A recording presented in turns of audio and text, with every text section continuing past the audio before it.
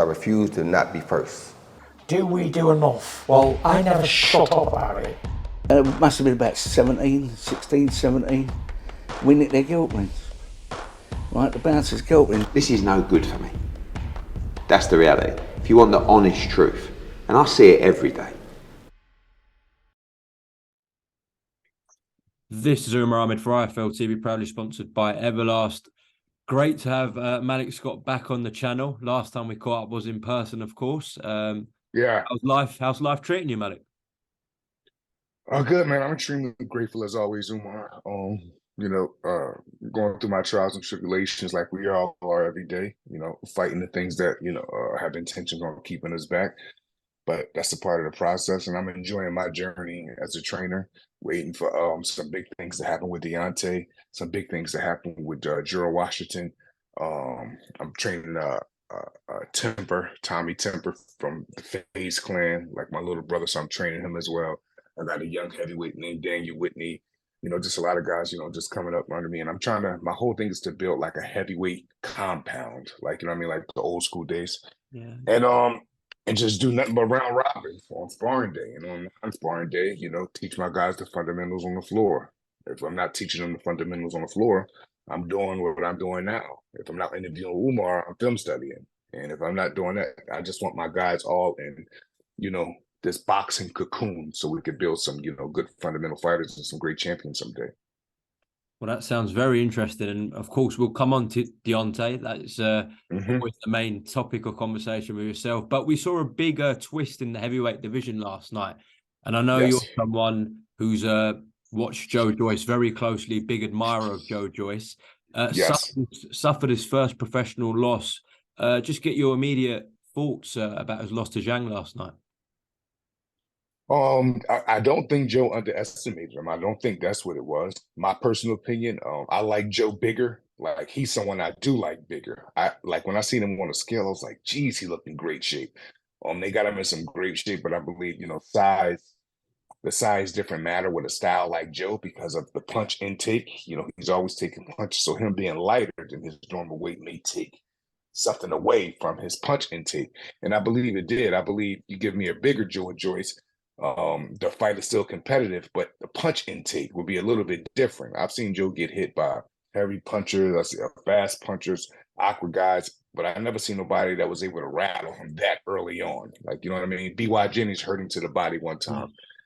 I've seen that, but it was a tough night for him. I was extremely happy with the stoppage because Joe has a huge heart. He'll keep going until someone saves him from himself. And, a huge shout out to Zhang. He was big. He was imposing. He didn't come there to make silent agreements. I'm extremely, extremely proud of his head trainer, Sean George, who I went to school with in Marquette, Michigan University. And Sean has always been a student of the game, a former fighter, a high-level fighter. So to see him getting his just due, that's always a good thing for me, seeing young trainers come in the game and, make a stand for themselves. And that's what Sean is doing, so I'm proud of him. And I love you, Sean. Malik, I haven't watched the fight back on television yet, but watching it from ringside, I mean, Zhang just couldn't miss with that backhand all night. It was just landing on Joe's face every time he threw it. Were you surprised, especially with him being a stone lighter than the Joseph Parker fight? This is Joyce. That I was a little surprised it was happening so early. Zhang is a big guy, like, you know what I mean, and he's a southpaw. And he know how to get on a certain angles to deliver the southpaw best punch with the straight left hand. And one thing I liked about him too, the way he was fighting Joe, he wasn't making silent agreements. He wasn't there to be a part. He was there to actually take over. Like, you know what I mean? And you've seen that at times when he would clinch, and he wouldn't really allow the clinching at times. Sometimes he went for the clinch, but sometimes he would push Joe off of him.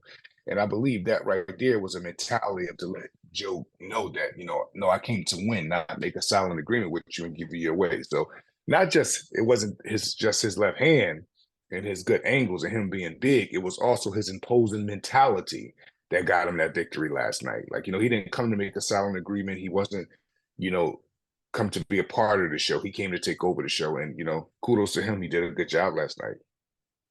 With that backhand, though, of Zhang's, I mean, an obvious thing would have been, from Joe's perspective, is to offset that and just maneuver him around the ring and go side to side as you would with a southpaw. But Joe was just walking in straight lines towards him. Did that surprise you about Joe last night? Not at all, because that's the Joe Joyce way. Think about a time that you ever seen Joe really actually have to move. Even when he beat Dubai, which is a left-handed educational fight that I believe all fighters should look at on how to beat someone with just a consistent, intentful jab. Even in that fight, Joe movement was, but Joe has awkward movement. It's not really like in flight kind of, or making a guy miss just enough to make him pay.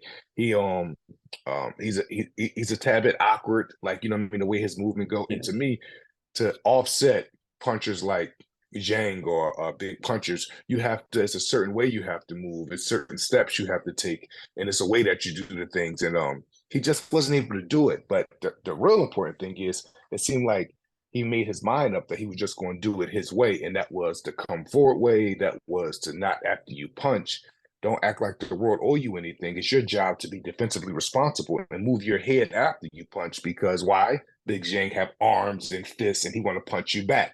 The world doesn't end because you hit people. Like, no, you got to hit people, and if they're still there to take some more, they want to give some back, you have to be defensively responsible.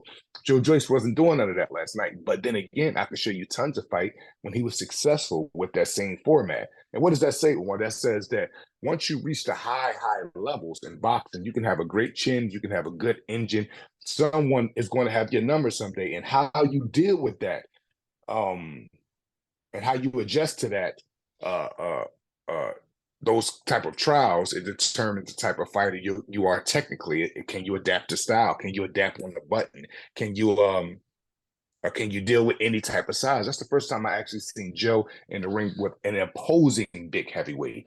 Dang, Dubai is big, but he's not imposing. He doesn't have an imposing mentality. He come across like he's mad that he's that big. No, Zhang is a happy person, and that he's that big. And it showed last night. Like, he wasn't second guessing himself. Joe hit him with some good shots. He took the shots. He came back with his. It was a good fight for what it was. I think Joe should take the rematch, but in my opinion, he should take a fight in between, then take the rematch if it's still available. Because I'm sure Zhang and him is going to want the Furies, the Wilders, and the Anthony Joshuas of the world now.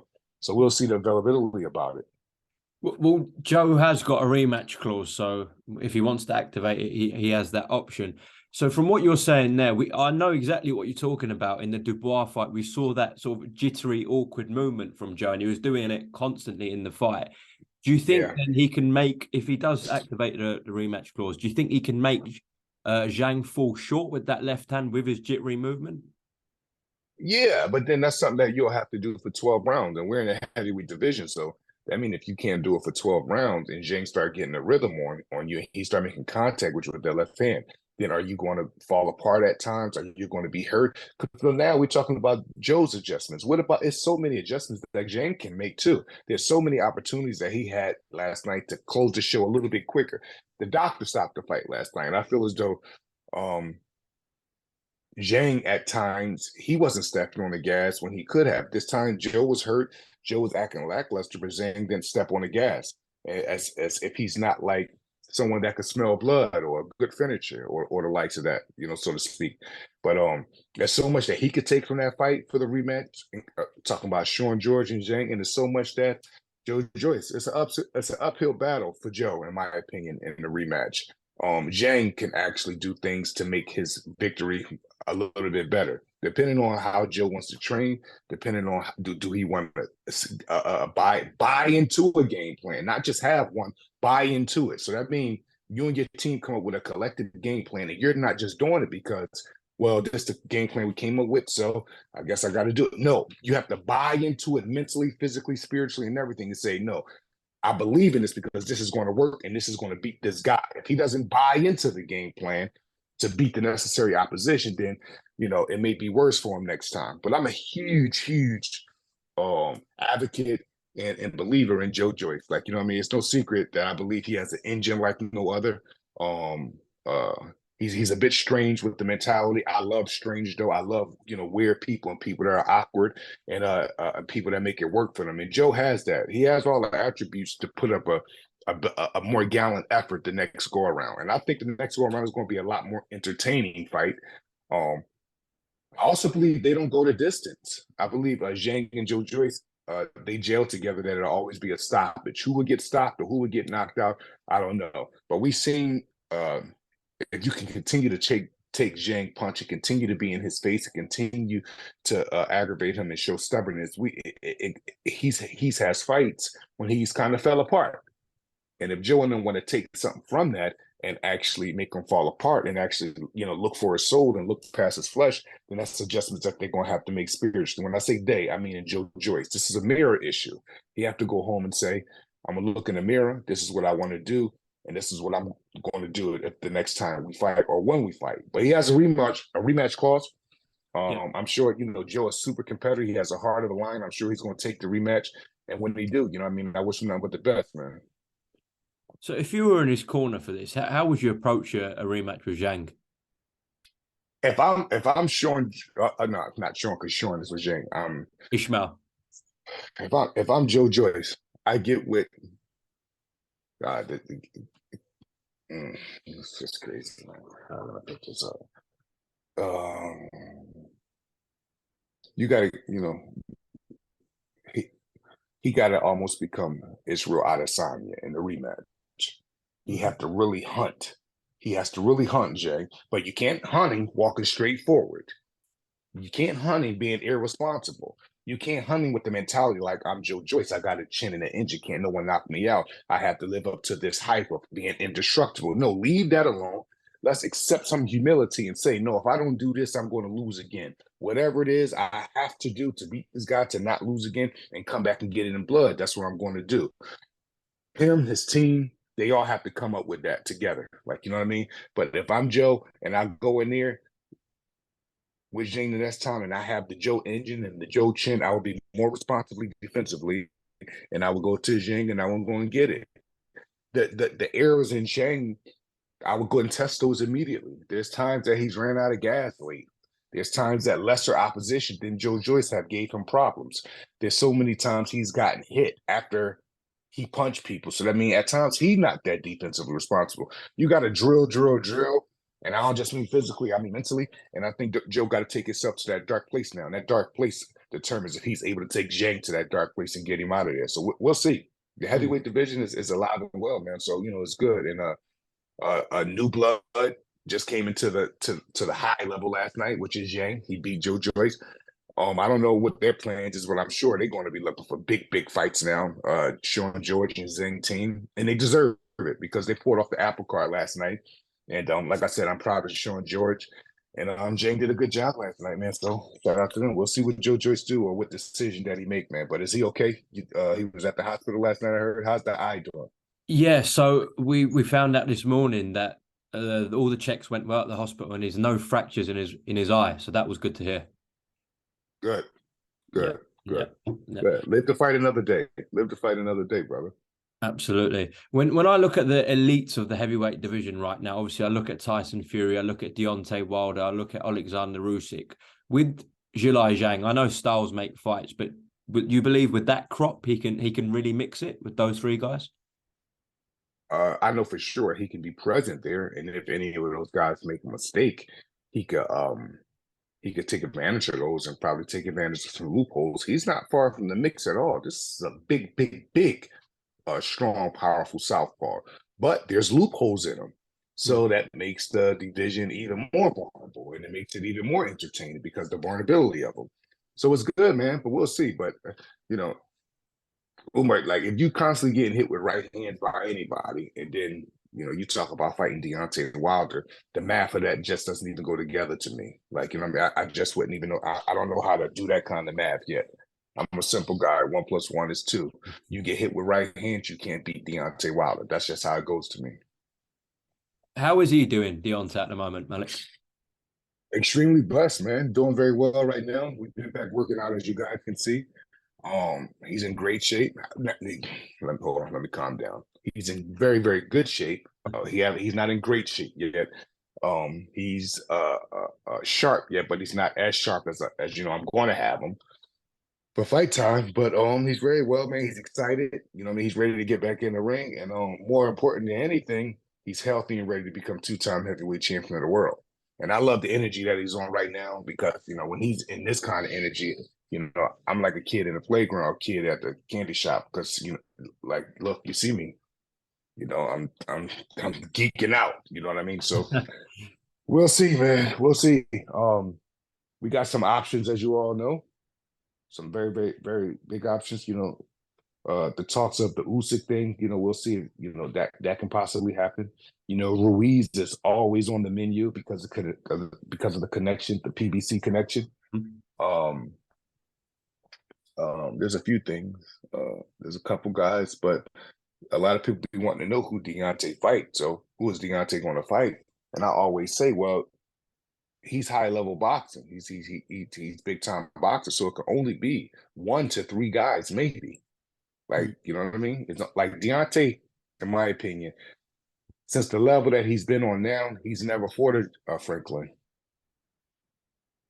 Like he doesn't go that. I ain't gonna say that. I wouldn't say that low because Franklin is a very good fighter, and I call him like one of the best blue collar style workers of today's boxing. So I'm not saying low like Franklin is nothing, but I'm saying as far as the numbers and contender wise, like Deontay isn't looking to fight those kind of guys. Like, you know what I mean? He's looking to fight, you know, the Furies, the Usyks.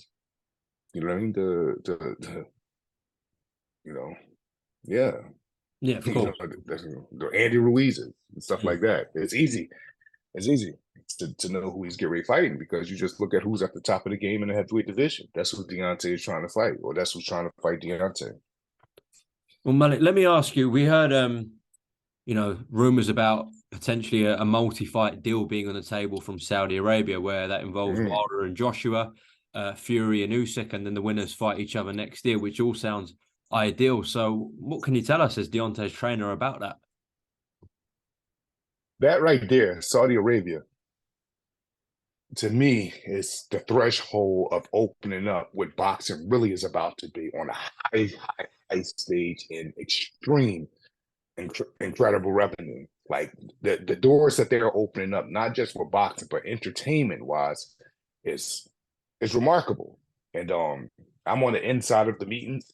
Deontay has me sitting right next to him when we go in these meetings. And I'm hearing and I'm learning and we're putting things together. And what I can say is the things that people are hearing is not fibs. The negotiations have begun, not with certain fighters or with certain things, but the negotiations is definitely intact. And those fights that people are mentioning and those what would you call them? Those you could say, you know, those headlines and those big cards right there of ultimate fights, because those fights you just named that Saudi is going to do is ultimate fights. That type of boxing is about to be back on the menu. And I remember at one time Don King used to do fights like that here in the States where he'll have 5 blockbusters all on one card. This one Terry Norris will fight Simon Brown. Then Julio Cesar Chavez will be fighting John Duplessis. Then Julia Jackson will be fighting Terry Norris. And the main event would be Tyson versus Reddick, something like that. And on the undercard, it would be like the return of Roberto Duran. Like, remember those cards? This was a thing at one time. Saudi Arabia is doing things like that. And the negotiations is true, man. You know, everything is getting together. We're going to see what happens. We're going to see what fighters really want to fight that's at that level. And the ones that do, Deontay is going to knock out and become 2-time heavyweight champion of the world. So, you know what I mean? I can say that those rumors are true. Negotiations are going on. And big fights are going to be happening, not just with us, with a lot of top fighters in the heavyweight division in Saudi Arabia. Well, that sounds fantastic. And as I said, the one that Deontay is being linked with is Anthony Joshua. Does that whet your appetite, Malik? Big time. That's really, if you ask me, that's the only fight I want for Deontay. If we could get Usyk, of course, because he got the belt. You know, I'm fully with that. I believe that's a 6-round fight, under 6-round fight for Deontay. But I'm very, very big on Deontay fighting Anthony Joshua. I believe that it's good, not just for boxing. It's good for so many reasons. And it's a treat. It's a treat to society. It's a treat to culture. It's a treat to not just boxing culture, but there's a kid in Philadelphia right now. There's a kid that's 14, 11, 12 years old in Washington, D.C. right now.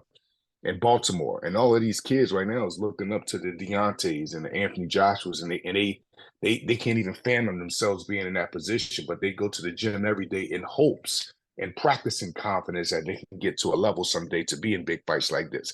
I believe Deontay fighting Anthony Joshua is that type of fight that motivates not just the little kid in these inner cities that's trying to find a way and make it to the top to provide for their family, but also the businessman that's trying to get to a higher level in his job, the cook that's just trying to become the best chef, the man that sell sports hats that want to make the best logo. Like, I believe it's just good for not just boxing, it's good for mankind. It'd be a real tragedy if this fight doesn't happen. If that's the fight I'm pulling for. Every time someone comes to me and say what's next for Deontay, I always say I'm hoping Anthony Joshua. So we'll see. Deontay wants to fight. I want to fight. Shelly wants to fight for Deontay. This whole side over here wants to fight.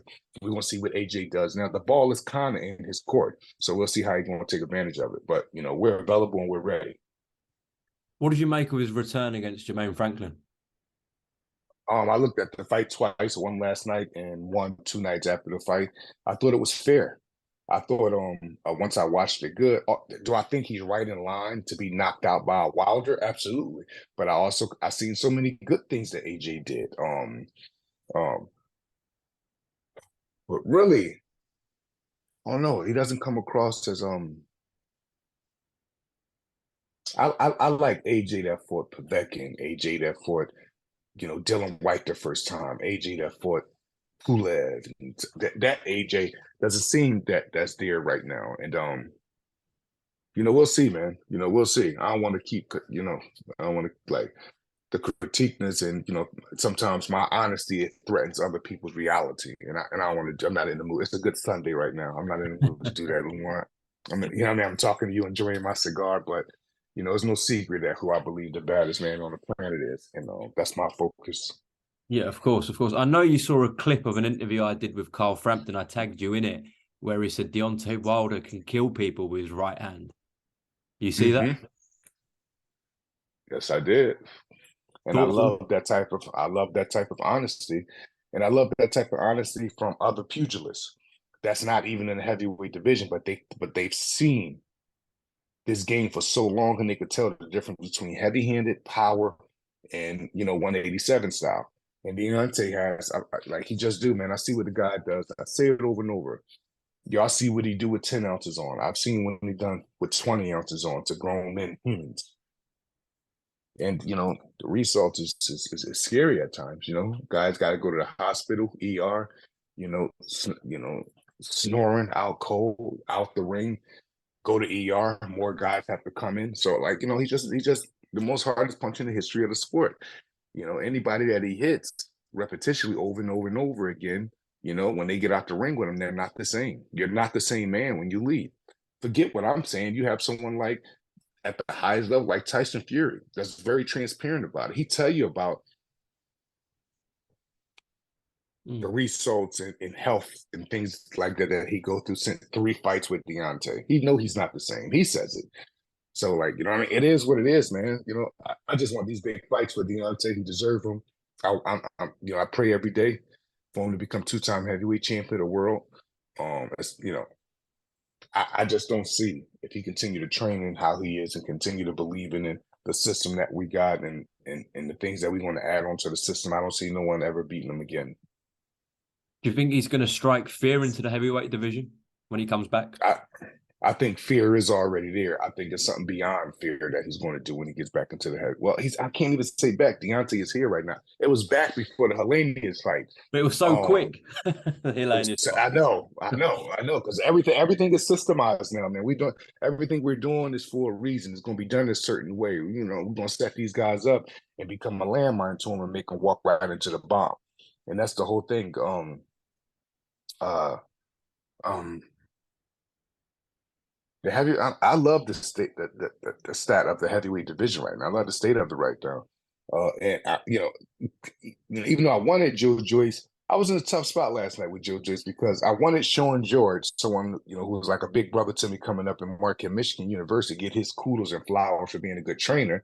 But he's going against the guy I kind of want to win because I have a relationship with Joe, and I always like Joe coming up. So the fact that that happened is it's good. It's Joe lost for those that wanted Joe to win, but it's good because now we got fresh meat on this level. Like not that Zhang is new, but as far as stardism and people in households knowing him, that fight was a start for him right there. So it's good, man, real good. Malik, you said that Deontay and Usyk that ends under inside 6 rounds. Deontay knocks him out inside 6 rounds. How does he fare with Anthony Joshua? Is it quicker? I believe so. Anthony Joshua is not as defensive minded as Usyk. He doesn't have the same feet as Alexander Usyk, nor does he have the same reflexes. And he's not as tricky, and he's not as small or lighter. Usyk can last longer. That's why I gave him under 6, and I still, I just see 3 rounds with AJ and Deontay. I see 3 rounds, and I've been saying that for quite some time now. And, that's just my predictions, right? In these fights, or my opinion in these fights, Umar, it has nothing like my things that I don't care about is how people take them. Like, because I know I'm not coming from I'm not saying Deontay can knock out him because AJ's a bad fighter. I do math for fights stylistically when I match them up.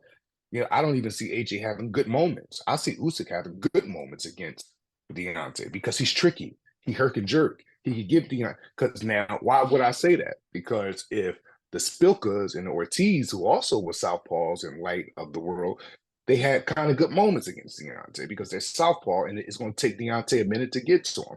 And Usyk is at the high level.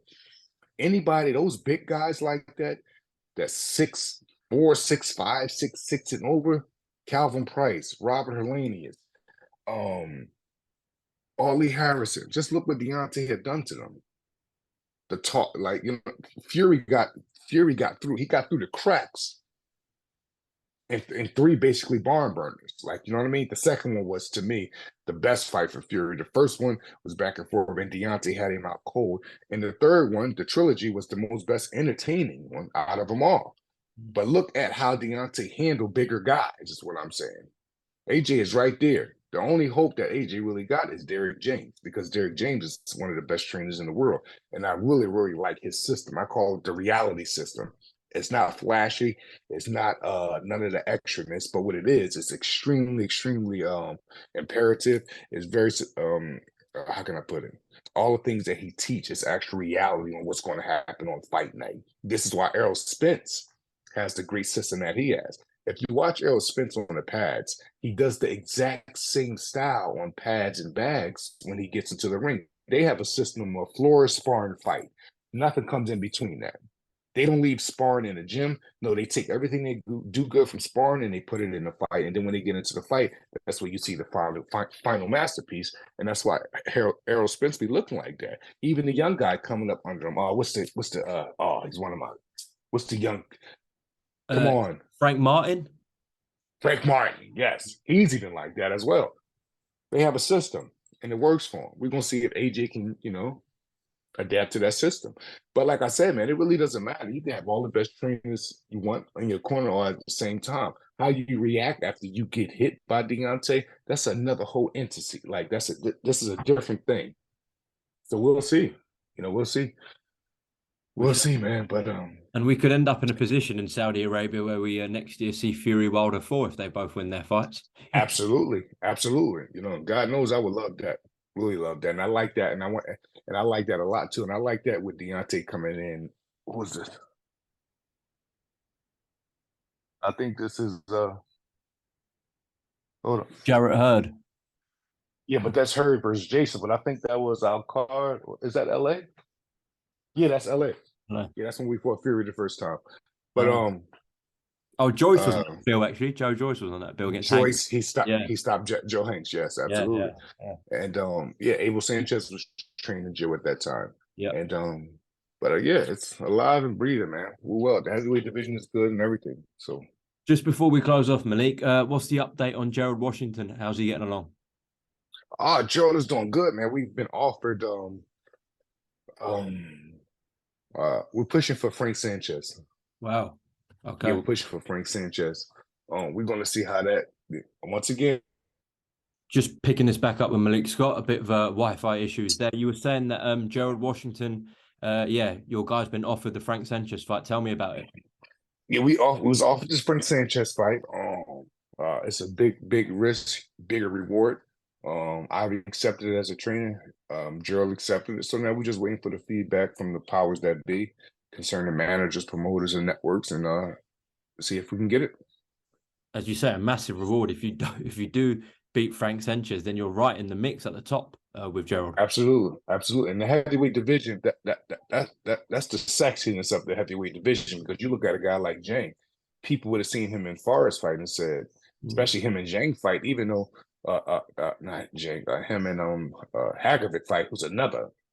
I'm very big on Hagovic. A lot of people not because of his Zhang fight, but people look at Zhang and look at Forrest fight and say, oh, he could never beat Joe Joyce. Or look at Zhang when he fought Phillip and say, but look what happened yesterday. He fought Joe Joyce better than he fought anybody ever in his career.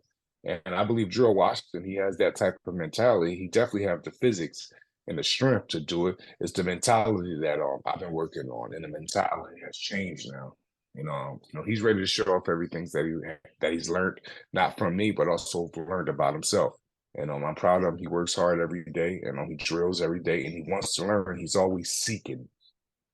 He's always seeking on what can make him better, and that's like, kid in the candy store for a trainer like myself. Well, hopefully for you guys, you can go and secure that fight with Frank Sanchez, and once you do, we'll definitely have another catch up. Always make time for IFL TV, Malik. So I really appreciate it, and absolutely, brother. Get some big news on Deontay Wilder as well. Yeah, absolutely. Keep in contact, Umar. I got you, brother. Thank you, Malik. Take care. God bless. God bless, man. Peace. Because I refuse to not be first. Do we do enough? Well, I never shut up about it. It must have been about 17. We nicked their guilt rings. Right, the bouncer's guilt ring. This is no good for me. That's the reality. If you want the honest truth, and I see it every day,